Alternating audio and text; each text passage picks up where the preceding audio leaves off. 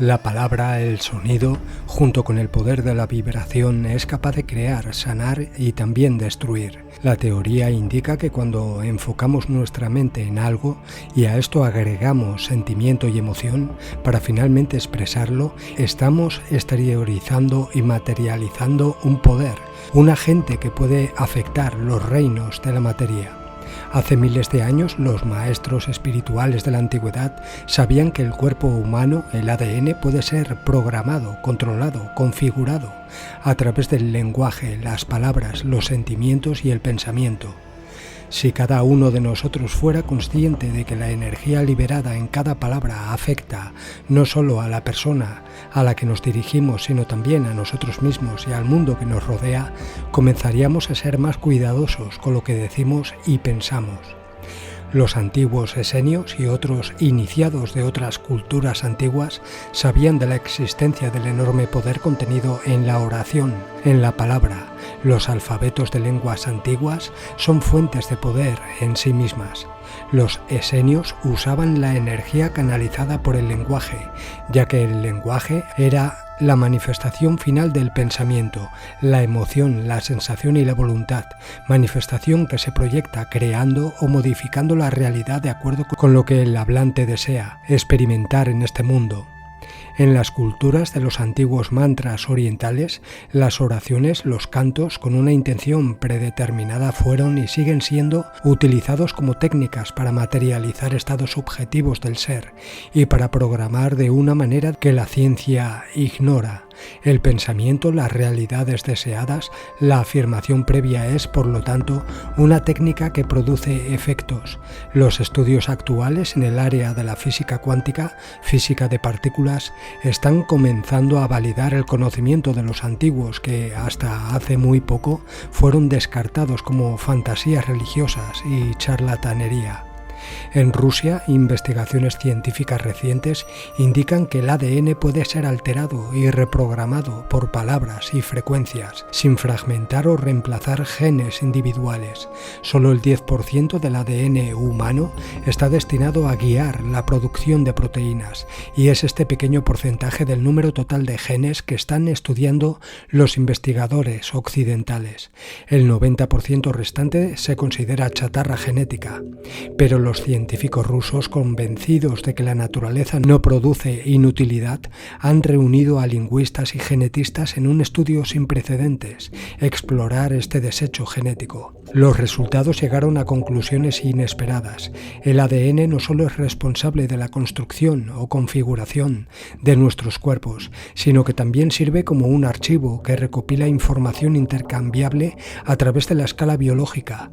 Los lingüistas rusos han descubierto que el código genético, especialmente el aparentemente inútil 90% de los genes de función desconocida, se organizan siguiendo las mismas reglas que todas las lenguas humanas. Los elementos alcalinos de los genes tienen gramática y reglas similares al lenguaje, sintaxis, que es como se combinan las palabras para formar oraciones, y semántica o significados. Las lenguas humanas, los discursos, no se formaron al azar en sus estructuras fundamentales, más bien serían un reflejo del lenguaje del ADN, que a su vez puede verse afectado por la influencia del lenguaje. El biofísico y biólogo molecular ruso Pyotr Garjanev y otros científicos también han investigado el comportamiento vibracional del ADN y dijo lo siguiente: los cromosomas vivos funcionan como computadoras holográficas, receptores sensibles y transmisores de ondas vibracionales muy sutiles, utilizando radiación láser de ADN endógeno. Esto significa que uno puede, de hecho, usar palabras como oraciones, hablar y pensar, porque el pensamiento también produce emisión de energía vibracional para la reprogramación del propio ADN y el ADN de los demás. La mayor sorpresa, sin embargo, fue descubrir la forma en que ese 90% de código genético de función desconocida almacena la información. Garjanev explicó lo siguiente: imagine una biblioteca que en lugar de archivar miles de libros solo conserve todos los caracteres necesarios de todos los alfabetos utilizados en todos los libros de la colección. Cuando solicitamos información de esta biblioteca mágica, los personajes se unen adecuadamente presentando el libro, las páginas o los extractos solicitados. Esta hipótesis produce especulaciones aún más fabulosas. Tal vez la verdadera biblioteca se encuentra fuera del equipo biofísico de los cuerpos humanos. La información no estaría en el cerebro, sino en algún lugar, campo ontológico, desconocido en el cosmos. El ADN estaría entonces en condiciones de comunicarse permanentemente con esta reserva universal de conocimiento. Los investigadores Dan Winter, Fred Wolf y Carlos Suárez, desarrollando un programa informático para estudiar las ondas sinusoidales, frecuencias de onda, emitidas por el corazón mientras el sujeto es sometido a provocaciones emocionales, en una determinada etapa de los experimentos utilizando un espectrograma, analizaron las vibraciones de la lengua hebrea. Encontraron que los pictogramas, las figuras, los símbolos del alfabeto hebreo se corresponden exactamente con la figura formada por la longitud de onda del sonido de cada palabra. También demostraron que los símbolos de ese alfabeto son representaciones de figuras geométricas.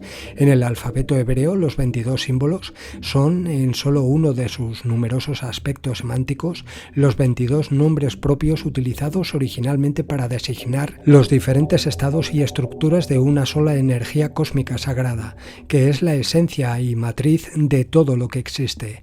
Las letras de los alfabetos antiguos son formas estructuradas de energía vibratoria que proyectan fuerzas propias de la estructura geométrica de la creación. Así, con palabras, lenguaje es posible crear y destruir. El ser humano presta, proporciona, confiere, con sus emociones, deseos y sentimientos, poder a los símbolos del alfabeto, a sus formaciones, palabras y tonos, cuando agrega a la energía propia del símbolo del carácter, la letra, fonema, palabra, la energía de su intención personal. Esto hace a los humanos directamente responsables de los procesos creacionales y destructivos de la vida. Suponiendo que sea científicamente cierto que la palabra puede interferir con la programación del ADN, el dominio de esta técnica podría ser un avance sin precedentes en la medicina. La salud podría preservarse indefinidamente si los humanos fueran educados para poseer el control absoluto de sus pensamientos, sentimientos, emociones y sensaciones, control sobre sus palabras. Tenga en cuenta que el silencio es una práctica común en los templos meditativos de las escuelas religiosas y filosóficas, especialmente en Oriente. Pitágoras impuso periodos de silencio a sus discípulos. De esta manera sería posible sanar no solo a las personas, sino a todo el planeta.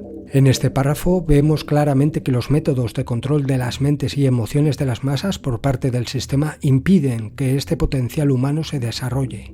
La tradición esotérica ha afirmado durante milenios que existe en la naturaleza un campo de registro, tránsito y almacenamiento de información en escalas que van desde lo comunitario hasta lo cósmico.